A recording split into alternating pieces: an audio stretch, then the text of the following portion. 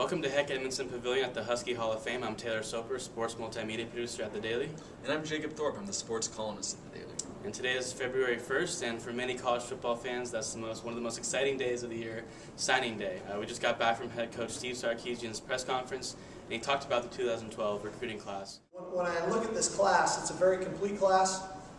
I think it assesses a lot of our needs. But yet brings in some very talented kids that aren't just about filling a need, that are going to have some special qualities that are going to elevate our football team, that make us better. It is also a complete class when you look at from the quarterback situation to running back, wide receivers, O-line, D-line, linebackers, defensive backs, as well as specialists. I think it's extremely complete. We cover a lot of bases. And at the end of the day, we're better for it. And not just from a physical standpoint, but I also think a mental standpoint. These are good kids, they're good students, they've got a competitive nature, they come from good programs, they're used to winning. And ultimately, I think will continue to push us in a direction to where we're headed towards a championship level football program. And as we all know, I'm the first to say I want that to happen sooner rather than later. So. Probably repeated the word versatile about 10 times. A lot of athletes seem to be on this list. He lost out on a lot of the in-state recruits, but it seemed at the last second he pulled in a lot of good guys. So let's start with probably the headliner of the defensive class, Shaq Thompson. What do you know about this kid, and how good can he be? Well, you said versatility, and this guy is absolutely versatile. He's going to play safety, but he's also going to play a little wildcat. This is a guy that was one of the top running backs in California as a high school senior. Can do it all. Played a little quarterback, actually, but his future's on the defensive side of the ball. This is a once-in-a-generation talent. Arguably Washington's biggest name ever defensive recruit, especially out of state. He's going to be a player to watch. And he's not the only good guy that they got the Huskies recruited on defense. You know, Sarkisian said they really, they nailed it on the defensive side. Last season was kind of an embarrassment, giving up 67 points to Baylor, 700 yards, all those big numbers.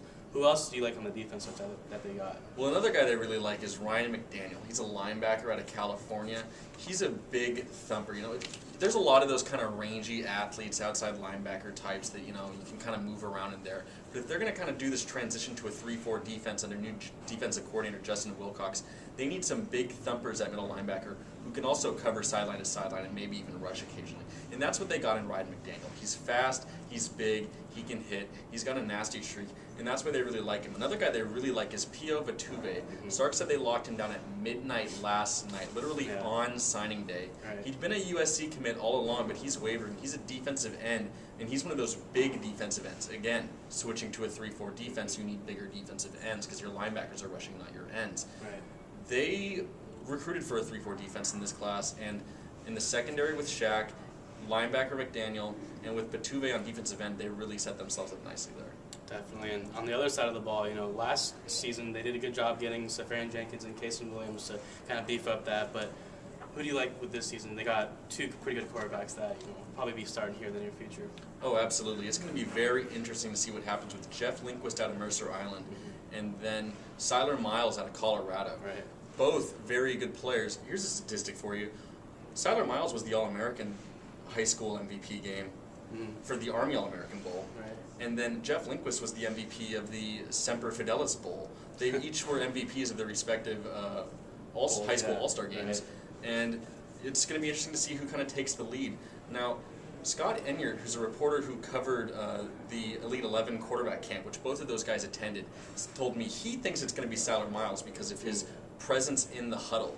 They're both good athletes. They can both run the ball. But Lindquist is I think a bigger arm. He's a little bit stronger right now. He's built a little more like Jake Locker, whereas Siler Miles is kind of a taller Keith Price. Right. So it's going to be interesting to see, is that strength going to tip it for Lindquist, or is his kind of natural huddle presence going to make it be Siler Miles? I think regardless, there's a lot of talent brought with this class. On top of Keith Price, ASJ, Kaysen, all those guys now on the Huskies. It seems like things are changing from the 0-12 year, from 08.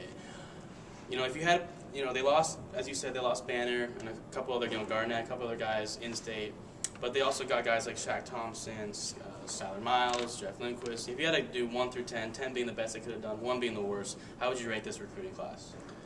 I'm going to go ahead and give it a solid 7. Now, when you've got a guy like Josh Garnett, arguably the top inside offensive linemen in the country at Puyallup High School, which is a feeder school to UW. Right. And you've got Zach Banner, a 5-star offensive tackle at Lakes, which is another feeder school to UW, football-wise. To lose both of those guys is a complete failure. It's appalling. It can't happen, especially when both of their parents played at UW. Zach Banner's father, Lincoln Kennedy, an All-American, and Josh Garnett's dad being Scott Garnett. Right.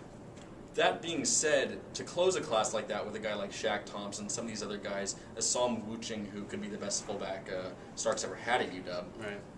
you can't really give it a bad grade either. So I'm going to say a 7, but with the way they finished this year, you can probably expect next year's class to be close to a 9 or a 10.